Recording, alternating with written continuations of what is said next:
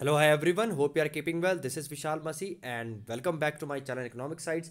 And today we will cover the very important 16 questions of the macroeconomics according to the ISC class 12th 2021 reduced syllabus. Okay, आपको ये 16 questions इतने ज़्यादा important है कि इसके बाहर से शायद ही कोई क्वेश्चन आपको देखने को मिले. Almost I have covered all the important question which will be asked in the board examination. So please don't leave this questions before you go to write the exam. और इसकी ऑलमोस्ट मैंने जितनी भी explanation है almost मैंने अपने playlist में या इसकी वीडियोस मैंने बना रखी हैं, तो जिसका जाके आप प्लेलिस्ट में चेक कर सकते हैं. Even I will drop the links of the specific videos which I have made in my description box and even you can connect me on the social media Instagram and you can drop me a message and I will send you the link there over there. So first question which is very important, that is explain the circular flow of income in the economy. आपको पता है कि जो circular flow of income in the economy है आपकी book में 2 sector, 3 sector और 4 sector model से एक्सप्लेन किया गया है. तो आपका क्वेश्चन हो सकता है कि explain the circular flow of income या circular model of flow of income in the economy through sector model. तो ऐसे एक आपका 6 मार्क्स का क्वेश्चन आ सकता है. आपका ऐसे भी क्वेश्चन आ सकता है explain the circular flow of income in the economy through 3 sector model. Okay, and the question other way it can also come explain the circular flow of income in the economy through 4 sector model. Basically आपसे पूछा एक ही sector जाएगा, ठीक है. या तो आपसे 2 sector पूछा जाएगा, या तो 3 सेक्टर पूछा जाएगा, और आपको या तो 4 सेक्टर पूछा जाएगा. देखिए एक चीज़ और ध्यान रखनी है कि 2 सेक्टर में आपका इक्विलिब्रियम पॉइंट क्या होता है, जहाँ पे सेविंग आपकी इन्वेस्टमेंट के बराबर होती है. 3 सेक्टर में आपका बेसिकली क्या होता है, where the government expenditure plus your investment. Okay, आप ऐसे लिख लीजिए, investment plus government expenditure. Okay sorry, इसमें आपका है investment plus government expenditure that will be equal to your saving plus taxes. ये आपका इक्विलिब्रियम पॉइंट होगा 3 सेक्टर मॉडल में. और 4 सेक्टर मॉडल में बस आपको इसमें ऐड क्या करना है, एक्सपोर्ट, और इसमें आपको ऐड करना है इंपोर्ट. एक्सपोर्ट आपका एक्स से शो होता है और इंपोर्ट आपका एम से शो होता है. सो 4 सेक्टर में आपका बेटा क्या होगा, इक्विलिब्रियम पॉइंट आपको ध्यान रखना है, that is export plus investment expenditure plus government expenditure that will be equal must be equal to the saving plus taxes plus imports in 4 sector model. And in 3 sector model you just have to write the I plus G equal to S plus T. Okay, and in the 2 sector model is simply I equal to S or S equal to I, that is saving equal to investment. So ये चीज़ें आपको पता होनी चाहिए and you have to write what is the equilibrium point in each of the sector when question comes. Then question number 2, that what are the functions of the central bank. very important for the 6 marks question.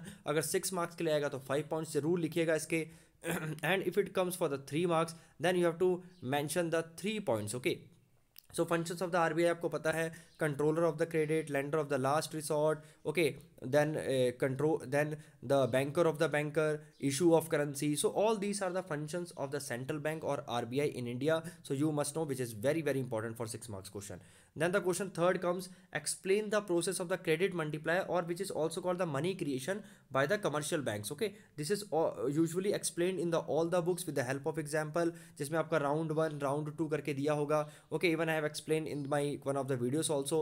So this is very important in questions for the 6 marks question again, which can also comes for 3 marks question. Fine. The question 4, that is explain the components of the balance of payment. very important.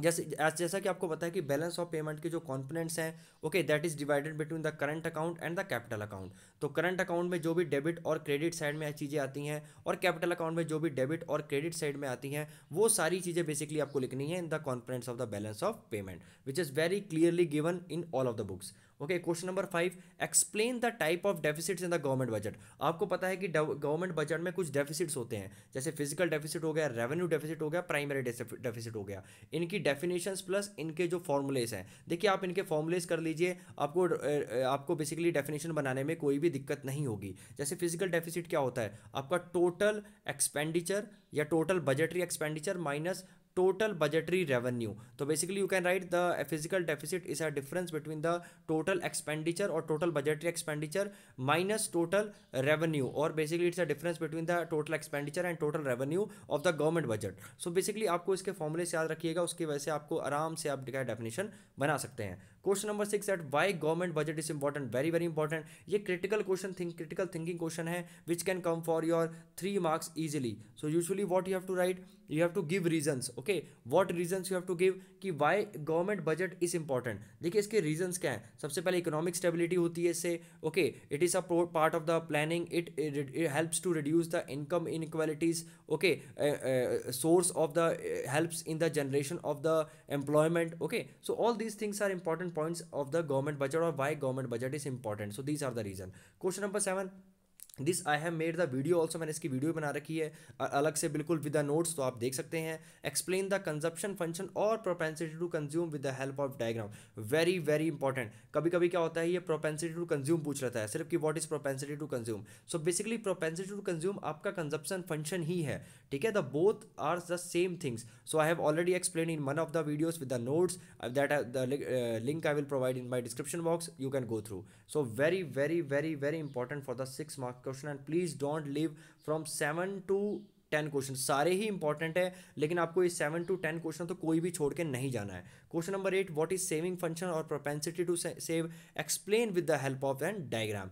तो very very important. Again ये ऊपर क्या था आपका consumption function था, ये आपका saving function है which is called the propensity to save और P2S। Okay, PTS, okay, propensity to save or saving function. So very very important. Again you have to explain with the help of diagram which is very clearly given in the books. Even I have made the video also especially on the saving function, ठीक है, तो आप देख सकते हैं। Fine.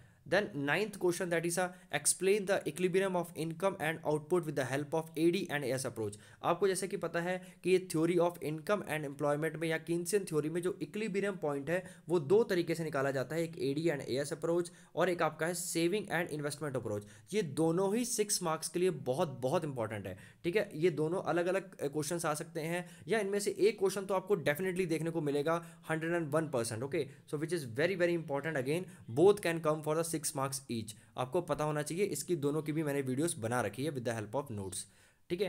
11th question, that is explain the function of money, very very important. जैसे 3 तरह के फंक्शन होते हैं, प्राइमरी, कंटिंजेंट, सेकेंडरी, तो मैंने इसका भी एक प्रॉपर वीडियो बना रखी है with the explaining with the help of the notes. So you may easily find it very helpful and आपको आराम से क्वेश्चन अटैम्प्ट कर सकते हैं। Question number 12, that is a functions of the commercial bank, very very important कि what are the functions of commercial banks. Okay, so you have to explain in 5 points, very very important if it comes for the 6 marks question. और ये जो question है आपके 11th और 12th, it can may also ask for 2 marks and for the 3 marks also. Okay, the 13th question, that is explain the relationship of the consumption and saving. आपको पता है कि कंजप्शन और सेविंग की एक रिलेशनशिप होती है, that is MPS plus MPC equal to 1 and same way APS plus APC equal to 1, that is marginal propensity to save plus marginal propensity to consume equal to 1 and average propensity to save plus average propensity to consume equal to 1। अगर तो ये 2 marks का आता है तो simply आप को ये दोनों फॉर्मूलेस लिखने हैं, और अगर ये 3 marks या 6 marks का क्वेश्चन आता है, मोस्ट इंपॉर्टेंटली 3 marks में पूछा जा सकता है, तो बेसिकली ये कैसे डराइव हुए हैं इसको मैथमेटिकली एक्सप्लेन किया गया है बुक में, वो आपको अच्छे से लिख के आपको प्रेजेंट करना है, that will easily fetch you 3 marks question, very very important again. Okay, then the question 14, that is a very important again for the 6 marks question, that what are the qualitative and the quantitative methods of credit control by the RBIs, in which you will study what is bank rate, repo rate, reverse repo rate, and under the qualitative you will study moral suasion, direct action, rationing, all those things, ठीक है। So basically आपको 3 points इसके पढ़ लीजिएगा, 3 points इसके पढ़ लीजिएगा, that will be the more than enough for explaining this question। Okay, the 15th question, that is explain the types of exchange rate system. आपको पता है 3 तरह के exchange rate market exchange rate systems होते हैं, that is a fixed exchange rate, flexible exchange rate and managed floating exchange rate, जिसे dirty floating भी बोला जाता है। आपको इन तीनों के कंसेप्ट्स, बेसिकली इन तीनों के आपको डेफिनेशंस अच्छे से पता होनी चाहिए। Okay, 16th question, that is how equilibrium exchange rate is set with the help of diagram. तो कैसे हमारी जो फॉरेन एक्सचेंज रेट है वो कैसे सेट होती है, ठीक है। इसमें आपको 2 डायग्राम्स आपके हैं in which you have to draw explaining this questions. Even in one of the question I have, one of the video I have explained this question also, okay, with the help of the book. So please go through this 16th question। आपके 16 question में almost सारे 6 marks के questions आपके पूरे के पूरे cover हो जाएंगे। सो आपको आई डोंट थिंक सो इसके बाहर आपको कोई क्वेश्चन देखने को मिलेगा। So I hope you will prepare well, all the best, God bless you, thank you.